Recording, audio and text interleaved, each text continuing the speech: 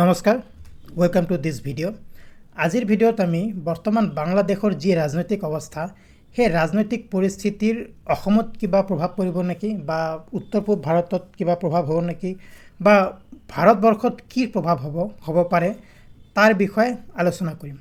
আপোনালোক নিশ্চয় অৱগত যে বাংলাদেশ বৰ্তমান ৰাজনৈতিক পৰিস্থিতি অতি অস্থিৰ। তাত আন্দোলন হৈ আছে, ছাত্ৰ আন্দোলন হওক বা অন্যান্য ৰাজনৈতিক দলৰ আন্দোলন হওক। এতিয়া তাৰ ফলস্বৰূপে তাত মানে যি ৰাজনৈতিক পৰিস্থিতি বা যি ৰাজনৈতিক অস্থিৰতা তাত নিশ্চয় চৰকাৰৰ পৰিৱৰ্তন হ'ব আৰু সেই তাৰ ফলস্বৰূপে আমাৰ অসমত কিবা প্ৰভাৱ পৰিব নেকি বা কেনেধৰণৰ প্ৰভাৱ পৰিব পাৰে, ভাৰতবৰ্ষত কেনেধৰণৰ প্ৰভাৱ পৰিব পাৰে সেইখিনি কথা আলোচনা কৰিম। তাৰ আগতে বাংলাদেশৰ অলপ ৰাজনীতিৰ বিষয়ে আমি আলোচনা কৰি ল'ব বিচাৰিছোঁ। চাওক, বাংলাদেশত যোৱা 15 বছৰে শ্বেখ হাছিনাৰ আৱামী লীগ চৰকাৰ শাসনত আছে। আৱামী লীগ মনত ৰাখিব, 1971ত যেতিয়া বাংলাদেশ স্বাধীন হয় তেতিয়া বাংলাদেশৰ যি পিতৃস্বৰূপ, যিগৰাকী স্বাধীনতা সংগ্ৰামত অগ্ৰণী ভূমিকা লৈছিল, শ্বেখ মুজিবুৰ ৰহমান, তেখেতৰ কন্যা হয় শ্বেখ হাছিনা। আৰু শ্বেখ মুজিবুৰ ৰহমান সেই সময়ত ভাৰতৰ প্ৰধানমন্ত্ৰী ইন্দিৰা গান্ধীক মানে বাংলাদেশৰ যি স্বাধীনতা যুদ্ধ তাত সহায় কৰিবৰ কাৰণে আহ্বান জনাইছিল আৰু সেই অনুসৰি ভাৰতেও বাংলাদেশৰ আহ্বানৰ প্ৰতি সঁহাৰি জনাইছিল। আৰু সেই সূত্ৰে 1971ত বাংলাদেশ মানে পাকিস্তান, পশ্চিম পাকিস্তানৰ পৰা পৃথক হয়। আগত পূব পাকিস্তান বুলি কোৱা হৈছিল বাংলাদেশক। স্বাধীন হোৱাৰ পিছত বা মুক্ত হোৱাৰ পিছত বাংলাদেশ নাম পায় বাংলাদেশে, মানে সেইখিনি পূব পাকিস্তান বাংলাদেশ নামেৰে জনাজাত হয়। আৰু সেই হিচাপে শ্বেখ মুজিবুৰ ৰহমানক বাংলাদেশৰ পিতৃ বুলি গণ্য কৰা হয়, যেনেকৈ আমাৰ ভাৰতত মহাত্মা গান্ধী। সেই শ্বেখ মুজিবুৰ ৰহমানৰ যি ৰাজনৈতিক দল আৱামী লীগ, সেই আৱামী লীগৰ প্ৰধানমন্ত্ৰী মানে ৰাজনৈতিক দলৰ প্ৰধানমন্ত্ৰী আছিল শ্বেখ হাছিনা। আৰু যিহেতু ভাৰতে বাংলাদেশৰ মুক্তিযুদ্ধত মানে সহায় কৰিছিলে, সেইকাৰণে এই আৱামী লীগ কিন্তু ভাৰতৰ সৈতে এক অতি গুৰুত্বপূৰ্ণ আৰু বন্ধুত্বপূৰ্ণ সম্পৰ্ক ৰক্ষা কৰি আহিছে। অ'কে, যোৱা যিটো ইলেকশ্যন হৈছিল, লাষ্ট ইলেকশ্যন এই বছৰতেই হৈছিল, এই বছৰৰ জানুৱাৰী মাহত হৈছিলে। কিন্তু সেই ইলেকশ্যন কিন্তু বাংলাদেশৰ যি অপজিশ্যন পাৰ্টি বয়কট কৰিছিলে। এতিয়া ধৰি লওক, যদি ভাৰতত ইলেকশ্যন হৈছে, ধৰক বিজেপি আৰু NDAহে অকল অংশগ্ৰহণ কৰিছে, যি কংগ্ৰেছ আৰু অন্যান্য যি দল সেইবিলাকে অংশগ্ৰহণ কৰা নাই। তেনেকুৱা নহয় নিশ্চয়। ভাৰতত আটাইকেইটা ৰাজনৈতিক দলেই মানে ইলেকশ্যনত অংশগ্ৰহণ কৰে, কিন্তু যোৱা লাষ্ট ইলেকশ্যনত সেই অপজিশ্যনখিনিয়ে বাংলাদেশত অংশগ্ৰহণ কৰা নাছিলে।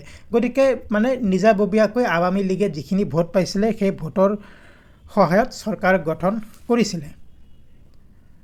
এতিয়া বাংলাদেশৰ যিবিলাক অপজিশ্যন পাৰ্টি সেইবিলাক কোন হয় জানি থোৱা ভাল।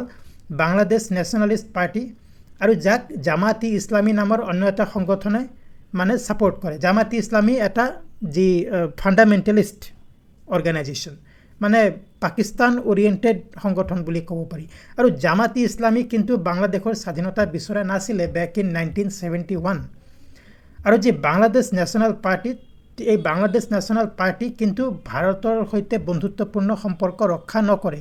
তেওঁলোক পাকিস্তান, চাইনা এইবিলাক কাণ্ট্ৰিকে তেওঁলোকে বেছি ছাপোৰ্ট কৰে। এইখিনি কথা মনত ৰাখিব। এতিয়া কথা হ'ল যে এই আন্দোলনটো কি কাৰণে তাত ছাত্ৰ আন্দোলন হওক বা তাত এটা ইমান ডাঙৰ আন্দোলন হৈ আছে বা দেখিবলৈ পোৱা গৈছে। চাওক, কথাটো হ'ল ৰিজাৰ্ভেশ্যন ৰিলেটেড। কি ৰিজাৰ্ভেশ্যন? বাংলাদেশত এটা সময়ত ৰুল আছিলে, যিসকলে বাংলাদেশৰ মুক্তিযুদ্ধত অংশগ্ৰহণ কৰিছিলে তেওঁলোকৰ সন্তানসকলক 30% চৰকাৰী চাকৰিত ৰিজাৰ্ভেশ্যন দিয়া হৈছিলে, সংৰক্ষণ দিয়া হৈছিলে। কিন্তু পৰৱৰ্তী সময়ত যি বাংলাদেশৰ চৰকাৰ, এই মানে আৱামী লীগ, সেই আৱামী লীগ চৰকাৰে সেই ৰিজাৰ্ভেশ্যন উঠাই দিছিলে। কৈছিলে যে ৰিজাৰ্ভেশ্যন নালাগে, মেৰিট বেচিছতে মানে চৰকাৰী চাকৰিত এপইণ্টমেণ্ট দিয়া হ'ব, উঠাই দিছিলে সেইখিনি। কিন্তু ৰিচেণ্টলি জুন মাহত সুপ্ৰিম কোৰ্ট বা কোনো এখন হাইকোৰ্টে বাংলাদেশত সেই আগৰ যি 30% ৰিজাৰ্ভেশ্যন আছিলে সেইটো আকৌ এবাৰ বাহাল কৰে। মানে গভৰ্ণমেণ্টে উঠাই দিছিলে কিন্তু আকৌ সুপ্ৰিম কোৰ্টে সেইটো বাহাল কৰে। সুপ্ৰিম কোৰ্টে যেতিয়া বাহাল কৰে আকৌ এবাৰ এই 30% ৰিজাৰ্ভেশ্যনৰ যিটো ছিষ্টেম, তাক প্ৰতিবাদ কৰিবলৈ বাংলাদেশত জুন মাহত ষ্টুডেণ্টসকলে, ছাত্ৰসকলে প্ৰটেষ্ট কৰে। আৰু সেই প্ৰটেষ্টৰ ফলস্বৰূপে বহুতো ছাত্ৰৰ মৃত্যু হয়, কাৰণ পুলিচে লাঠিচালনা কৰে। পুলিচ বা অন্যান্য যিবিলাক মানে আইন শৃংখলা ৰক্ষাকাৰী সংগঠন মানে বা যিবিলাক ডিপাৰ্টমেণ্ট আছে, তেওঁলোকে সেই আন্দোলন দমন কৰিবলৈ গৈ লাঠিচালনা কৰে, গুলীচালনা কৰে। তাৰ ফলস্বৰূপে বহুতো ষ্টুডেণ্ট আৰু প্ৰটেষ্টাৰৰ মৃত্যু হয়। পৰৱৰ্তী সময়ত সুপ্ৰিম কোৰ্টে সেই যি বাহাল কৰা হৈছিলে ৰিজাৰ্ভেশ্যন যি দিব বুলি আদেশ দিয়া হৈছিলে সেইটো আকৌ এবাৰ কেঞ্চেল কৰে। বাংলাদেশত যেতিয়া ইমান প্ৰটেষ্ট হ'ল সেই প্ৰটেষ্ট আকৌ এবাৰ সুপ্ৰিম কোৰ্টে কেঞ্চেল কৰিবলৈ বাধ্য হ'ল। কিন্তু এইখিনিলৈকে আচ্ছা, ইয়াত আৰু এটা কথা, আমি যে অলপ আগতে জামাতি ইছলামীৰ কথা কৈছিলোঁ, এটা মৌলবাদী বা ফাণ্ডামেণ্টেলিষ্ট সংগঠন, সেই জামাতি ইছলামীৰ এটা ষ্টুডেণ্ট উইং আছে। সেই ষ্টুডেণ্ট উইংটোক কি বুলি কোৱা হয়? ইছলামিক ছাত্ৰ শিবিৰ বা শিবিৰ, যে সেই জামাতি ইছলামীৰ ষ্টুডেণ্ট উইং। এতিয়া এই যি ষ্টুডেণ্ট উইং আছে ইছলামিক ছাত্ৰ শিবিৰ, এই ইছলামিক ছাত্ৰ শিবিৰে এই যি ষ্টুডেণ্ট ছাত্ৰসকলৰ যি প্ৰটেষ্ট আছিলে সেই প্ৰটেষ্টত উদগনি দিয়া বুলিও কোৱা হয়, বা তাত যি আৱামী লীগৰ চৰকাৰ, সেই আৱামী লীগৰ চৰকাৰে তেনেকৈ কৈছিলে যে ইছলামিক ছাত্ৰ শিবিৰ জামাতি ইছলামীৰ যি এটা ষ্টুডেণ্ট উইং ছাত্ৰ সংগঠন, তেওঁলোকে আন্দোলনত মানে উদগনি যোগাইছে, তেনেকুৱা বুলি কোৱা হৈছিলে। আৰু আকৌ এবাৰ কৈছোঁ যে জামাত হওক বা ইছলামিক ছাত্ৰ শিবিৰ হওক, তেওঁলোক কিন্তু পাকিস্তান অৰিয়েণ্টেড, বা তেওঁলোকক পাকিস্তানৰ যি চোৰাংচোৱা সংস্থা ISI, সেই ISI হেল্প কৰা বুলিও কোৱা হয়, বা ISI হয়তো কোনো আৰ্থিকভাৱে এইটো সংগঠনক সহায়তা কৰে। এতিয়া ৰিচেণ্ট ডেভেলপমেণ্ট কি হ'ল, মানে এইটো এই সোমবাৰৰ কথা, যিসকল আন্দোলনকাৰী আছিলে সেই আন্দোলনকাৰীসকল আকৌ এবাৰ মানে যিসকল মানে ষ্টুডেণ্ট আন্দোলন বুলি কোৱা হৈ আছে, সেই আন্দোলনকাৰীসকল আকৌ এবাৰ মানে আন্দোলন কৰিবলৈ আৰম্ভ কৰে। আৰু যি প্ৰধানমন্ত্ৰীৰ বাসগৃহ বা মানে যি শ্বেখ হাছিনা আছিলে প্ৰধানমন্ত্ৰী, তেওঁৰ বাসগৃহ আক্ৰমণ কৰে। আৰু বাসগৃহ আক্ৰমণ কৰাত কিন্তু বাংলাদেশৰ যি আৰ্মি, সেই আৰ্মিয়ে কোনো বাধা নিদিয়ে, বৰঞ্চ আৰ্মিয়ে কি কৰে, যি প্ৰধানমন্ত্ৰী আছিলে শ্বেখ হাছিনা, তেখেতক মাত্ৰ 45 মিনিট সময় দিয়ে। আৰু 45 মিনিট সময় দি কয় যে আপুনি বাংলাদেশ মানে আপুনি পদত্যাগ কৰক আৰু বাংলাদেশ এৰি গুচি যাওক। আৰু যেতিয়া এনেধৰণৰ ঘটনা হ'বলৈ পালে, যে শ্বেখ হাছিনাই দেখিলে যে বাংলাদেশত থকা তেওঁৰ কাৰণে, তেওঁৰ পৰিয়ালৰ কাৰণে বিপদজনক হ'ব পাৰে, তেখেত পদত্যাগ কৰে প্ৰধানমন্ত্ৰীত্বৰ পৰা আৰু ভাৰতলৈ পলায়ন কৰে। বৰ্তমান তেওঁ দিল্লীৰ ওচৰৰ গাজিয়াবাদত আছে। আৰু বাংলাদেশৰ যি মিলিটাৰী, সেই মিলিটাৰীয়ে কি কৈছে যে তেওঁলোকে বাংলাদেশত এখন ইণ্টাৰিম গভৰ্ণমেণ্ট বা অন্তৰ্বৰ্তী চৰকাৰ গঠন কৰিবলৈ সহায় কৰিব। মানে অন্যান্য যিবিলাক ৰাজনৈতিক দল আছে, BNP বাংলাদেশ নেশ্যনেল পাৰ্টি হওক বা অন্যান্য ৰাজনৈতিক দলসমূহক চৰকাৰ গঠন কৰিবলৈ আমন্ত্ৰণ কৰিব, এই বুলি বাংলাদেশৰ যি সেনাৰ প্ৰধান তেখেতে যোৱাকালি জানিবলৈ দিছিলে, যোৱাকালি মানে সোমবাৰে। কিন্তু তাত এই বৰ্তমানৰ যি মানে যোৱাকালিলৈকে যিটো দল গভৰ্ণমেণ্টত আছিলে আৱামী লীগ, সেই আৱামী লীগক আমন্ত্ৰণ কৰা নহয়, এই বুলিও তেখেতে জানিবলৈ দিছিল। আচ্ছা, এতিয়া কথা হ'ল যে বাংলাদেশত যি ঘটনা হৈ আছে, তাত প্ৰায় 300তকৈ বেছি লোকৰ মৃত্যু হৈছে, বহুতো ষ্টুডেণ্ট হওক, প্ৰটেষ্টাৰ হওক মৃত্যু হৈছে ইত্যাদি কথা। এটা কথা যে বাংলাদেশৰ বৰ্তমান যি ৰাজনৈতিক পৰিস্থিতি, যি ৰাজনৈতিক অস্থিৰতা, সি কিন্তু কিমান দিনলৈকে চলে, বা তাত কোনো বিদেশী শক্তিৰ হাত আছে নেকি, পাকিস্তানৰ হাত আছে নেকি, চাইনাৰ হাত আছে নেকি, ইউনাইটেড ষ্টেটছৰ হাত আছে নেকি, ইত্যাদিলৈ বিভিন্ন মানে আলোচনা হোৱা দেখা গৈছে। কিন্তু যিয়ে নহওক, কিছুমান কনচিকুৱেঞ্চৰ বিষয়ে আমি ভাৰতত বা অসমৰ মানে প্ৰেক্ষাপটত আলোচনা কৰিব লাগিব। কি হ'ল, এণ্টি ইণ্ডিয়া এক্টিভিটি বাঢ়িব বাংলাদেশত, কাৰণ যিহেতু আৱামী লীগ চৰকাৰত নাই, বিপক্ষই চৰকাৰ গঠন কৰিব, গতিকে ভাৰত বিৰোধী কাৰ্যকলাপ বৃদ্ধি হ'ব বাংলাদেশত।